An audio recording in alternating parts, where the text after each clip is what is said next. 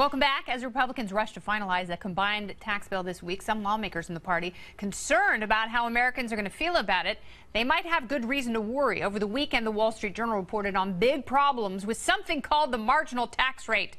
So what is it? And will it sink the plan? Joining me now, Tennessee Representative Marsha Blackburn. Welcome back. Nice to see you. Thank you. Good to see you. From the great state of Tennessee, the volunteer state. Absolutely. So let's discuss the plan a little bit, because it's kind of scary thinking that this marginal tax rate may go up to as high as 100% for people. What exactly does that mean? And first of all, there's a lot of hype that is in the media. We've got a Senate plan and we've got a House plan. Sure. And if you were to take maybe the worst provisions of each plan and try to come up with something, you would end up with a bill that adversely impacted. What our goal is, make certain everybody gets some tax relief, make certain that this is something that is going to grow the economy, get those marginal rates down, not up. And I think that you will see those marginal rates continue to come down, and you're also going to see the business rate apply to all the pass-through entities. That's the goal. Yeah, so what is the marginal rate? Explain that. The marginal rate applies to individual tax filers, and you've got rates of 12, 25, 35, 39.5%. Okay. You've got the 38 or 37% rate. There are all these different rates if you look at the House and the Senate bill. The Senate has 7, the House has 4. They compressed the rate structure, so there are only 4 brackets. That's right, for individual filers. Yes. So when you double that standard deduction and then you find where you're going to fit in that structure, that is what the marginal rate is that applies to you.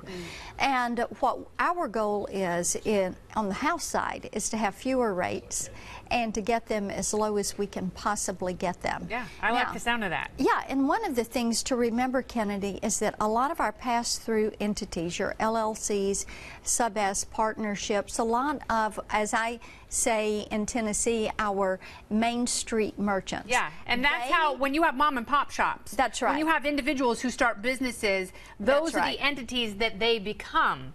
That's right. You know, these are not giant corporations. They should not be treated like Walmart or Apple. That is not how they operate. And there are some who worry in the other chamber that these entities are getting hosed. And what we want to do is get the business rate applying to them, the 20% or 22%, wherever we end up with that rate. That seems fair. So that on that first $75,000 worth of income, in the House we have a 9% rate on that. And then put that business rate on it. The reason for that is jobs growth and higher wages, and we want to see that GDP growth in the economy as a whole. And so you have to work with the individual filer having more money in their pocketbook, being able to reset their withholding, your Main Street merchants and businesses being able to hire and grow those businesses, and corporations expanding jobs and wage growth. Okay, now here's one of the problems that I have with Republican messengers, because I don't think they've done a good job explaining how lowering the corporate rate actually helps the economy and helps a majority of Americans.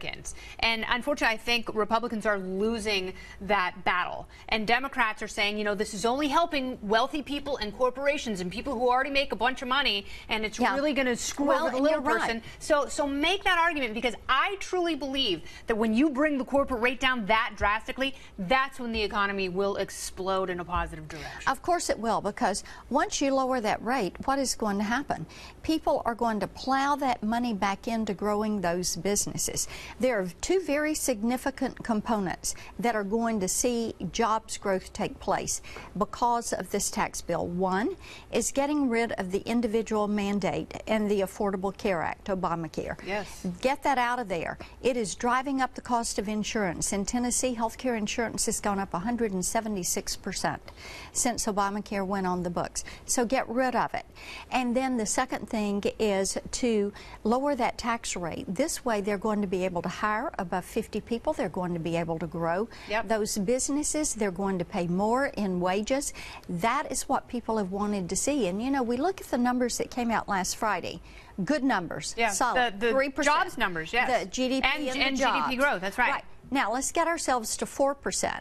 And instead of 225,000 jobs. Let's go for 300 or 400,000 jobs that will be created. I love the optimism. I love realizing the potential. And the other thing I want people to realize is those who have small businesses, fewer than 50 people, that's all they do when they have extra money is they pour it into their business. They're not sitting around dreaming of what kind of yacht to buy. They literally are considering marketing and labor and other ways of making their business grow even more. That's exactly and that's what we forget about people who have small businesses in this country. There's so much self-sacrifice. That's why it's the American dream, because when you succeed, that is the ultimate goal, I think, in human. And I talk to people in Tennessee every day who say, we are so excited about getting a tax cut, knowing that they're going to have access to that business rate, knowing that the marginal rates are going to come down. They're already dreaming those big dreams of how they're going to grow those businesses, hire new people,